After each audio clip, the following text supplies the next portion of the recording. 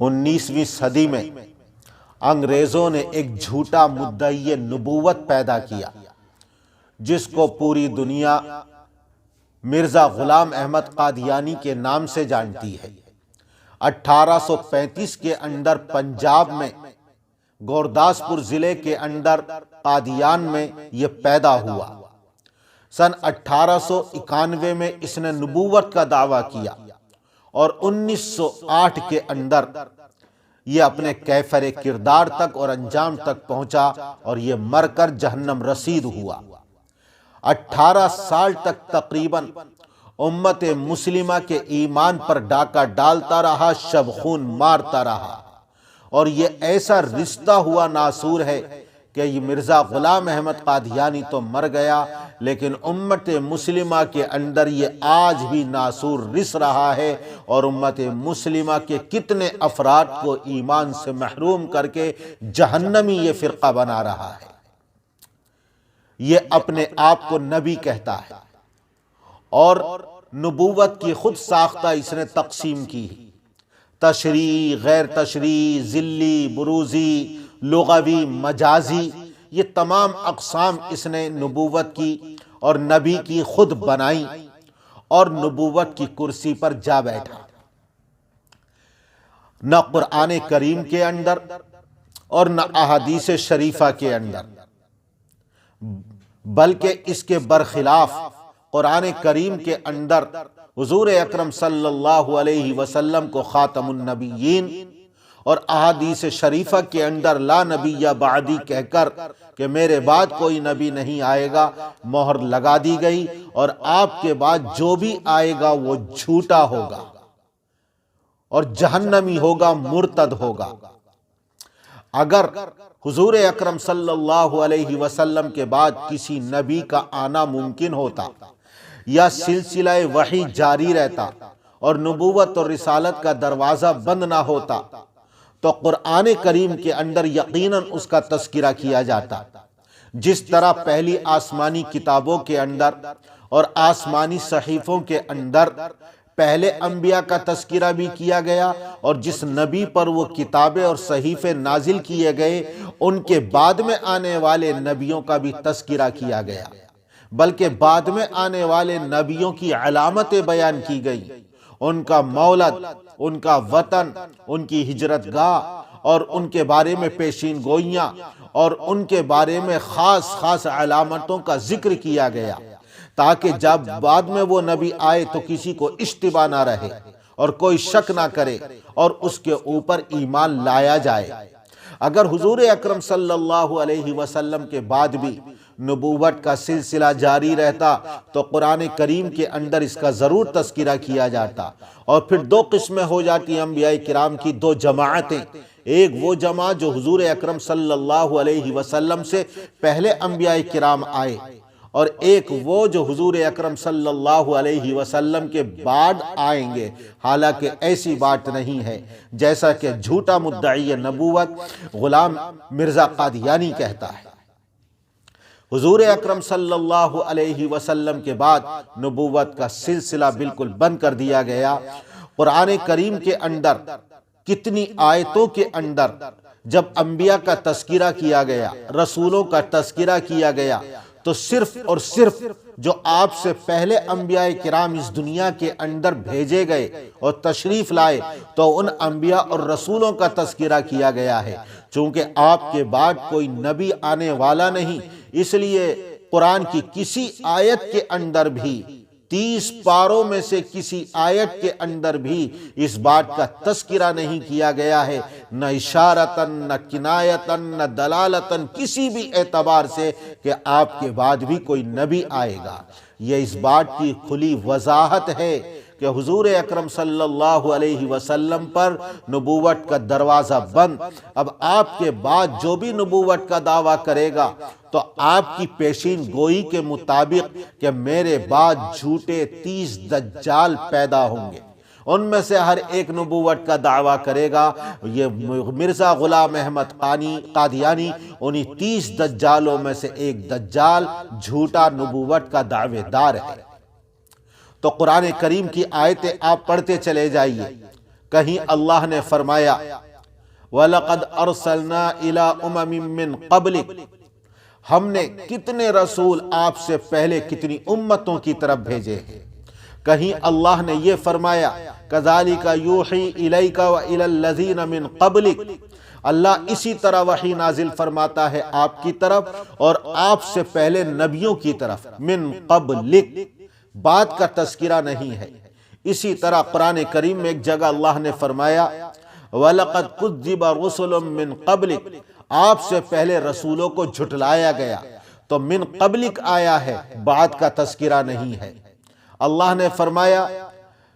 وَلَقَدْ اسْتُهْزِئَ رُسُلٌ مِّن قَبْلِكَ، آپ سے پہلے رسولوں کا مذاق اڑایا گیا۔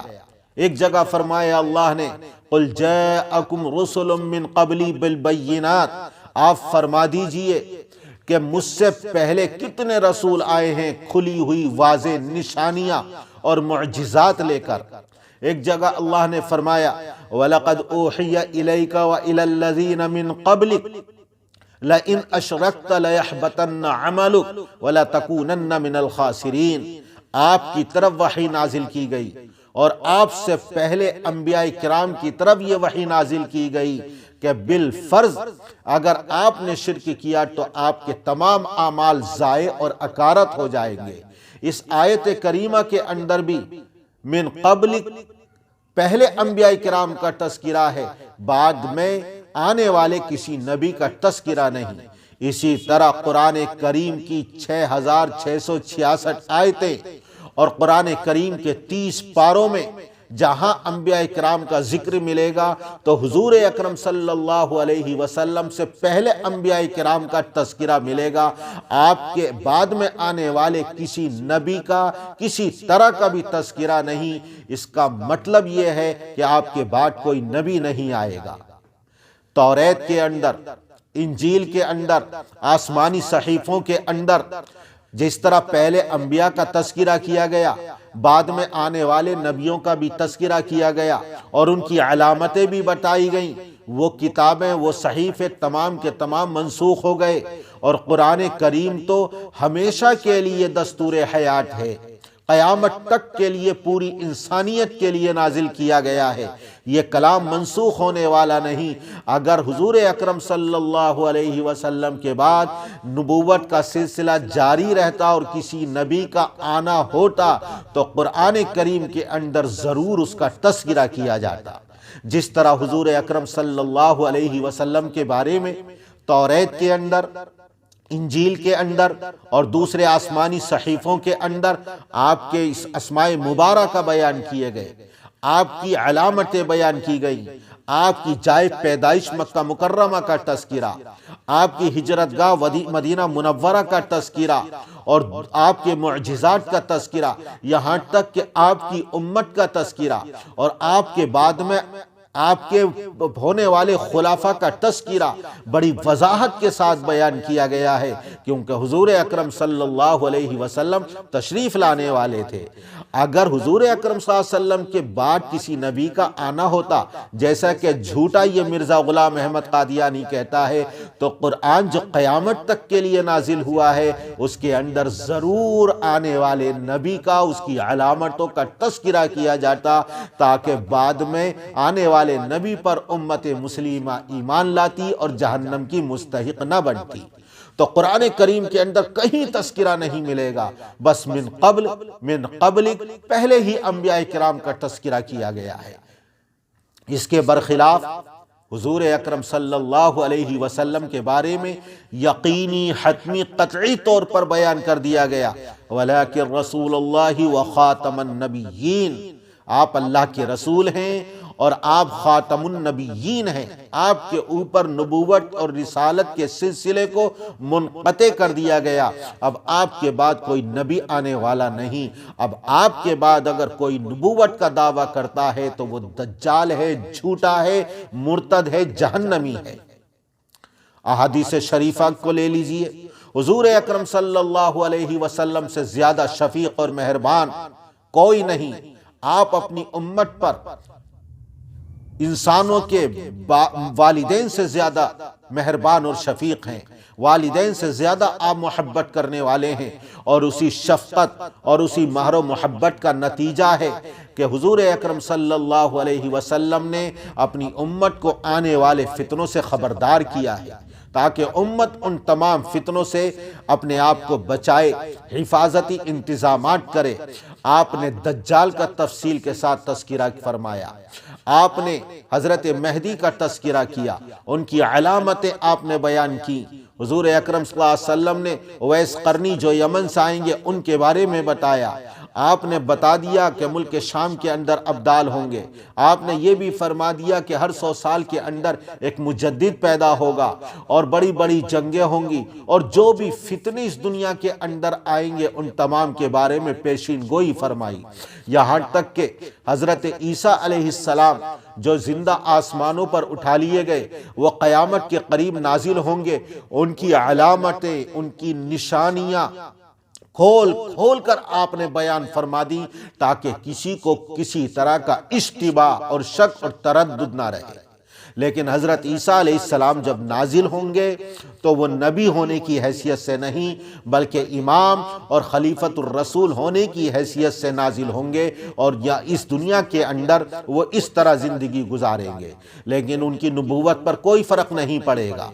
وہ نبی پہلے نبی ہیں اور وہ نبی تھے، لیکن اس امت کے اندر نبوت کی حیثیت نبی ہونے کی حیثیت سے نہیں بلکہ امام اور خلیفۃ الرسول ہونے کی حیثیت سے نازل ہوں گے اور زندگی گزاریں گے۔ اس کی مثال ایسی سمجھ سکتے ہو آپ، ایک ملک کا وزیر اعظم یا ایک ملک کا صدر ہو یا کسی صوبے کا گورنر ہو یا وزیر اعلیٰ ہو، وہ دوسرے ملک چلا جائے، دوسرے صوبے میں چلا جائے تو اس کی گورنری، اس کی وزارت ختم نہیں ہوتی، وہ باقی رہتی ہے، لیکن وہ جس ملک میں گیا ہے، دوسرے صوبے میں گیا ہے تو وہ وہاں کے ملک کے وزیر اعظم کے ماتحت ہوگا، وہاں کے قوانین کے ماتحت ہوگا۔ کوئی وزیر اعلیٰ دوسرے صوبے میں چلا جائے، گورنر دوسرے صوبے میں چلا جائے، وہ گورنر کے عہدے پر ہے لیکن دوسرے صوبے میں جانے کی وجہ سے وہاں اس کی گورنری نہیں چلے گی بلکہ وہ وہاں کے قانون کے ماتحت ہوگا۔ ایسے ہی حضرت عیسیٰ علیہ السلام اللہ کے نبی ہیں، وہ اپنی قوم کی طرف نبی اور رسول ہونے کی حیثیت سے بھیجے گئے، لیکن جب اس امت میں وہ نازل ہوں گے تو وہ نبی ہیں لیکن اس امت کے اندر وہ ایک امام اور خلیفۃ الرسول ہونے کی حیثیت سے نازل ہوں گے اور زندگی گزاریں گے، اور حضور اکرم صلی اللہ علیہ وسلم کی شریعت کے مطابق ہی وہ فیصلے کریں گے۔ تو حضرت عیسیٰ علیہ السلام کے بارے میں اتنی وضاحت کے ساتھ آپ نے علامتیں، نشانیاں بیان کر دی کہ کسی کو ان کے بارے میں شک اور شبہ نہ رہے۔ جب حضور اکرم صلی اللہ علیہ وسلم نے احادیث شریفہ میں اپنے بعد آنے والے بے شمار واقعات کے بارے میں بیان فرما دیا، اگر آپ کے بعد کسی طرح کا کوئی نبی آنا ہوتا تو پھر ناممکن تھا کہ حضور اکرم صلی اللہ علیہ وسلم اس کو بیان نہ فرماتے، یقیناً بیان فرماتے، لیکن اس کے برخلاف آپ نے احادیث شریفہ میں فرما دیا لا نبی بعدی، میرے بعد کوئی نبی پیدا نہیں ہوگا، میرے بعد کوئی نیا نبی نہیں آئے گا۔ حضرت عیسیٰ پہلے نبی ہیں اور وہ پیدا نہیں ہوئے، وہ پہلے پیدا ہو چکے ہیں، وہ تو بعد میں آسمانوں سے نازل ہوں گے امتی ہونے کی حیثیت سے۔ تو حضرت عیسیٰ علیہ السلام کے بارے میں بیان فرما دیا۔ اس سے پتہ چلتا ہے کہ نہ قرآن میں تذکرہ نہ احادیث شریفہ میں تذکرہ، تو غلام احمد قادیانی جو اپنی نبوت کو تسلیم کرانے کے لیے تشریح، غیر تشریح یا ذلی، بروزی، لغوی، مجازی، اس طرح کی جو نبوت کی قسمیں بیان کرتا ہے یہ اس کی خود ساختہ ہے، یہ جھوٹا ہے جو مسلمانوں کے ایمان پر ڈاکہ ڈال رہا ہے۔ اللہ تعالیٰ اس کے شر اور فتنے سے امت مسلمہ کی حفاظت فرمائے۔ وتعلو همتي دوما وتسبق خطوتي الأزمان، فوقتي لا أضيعه بما يفضي إلى الخسران، وكفي لا يفارقها أداء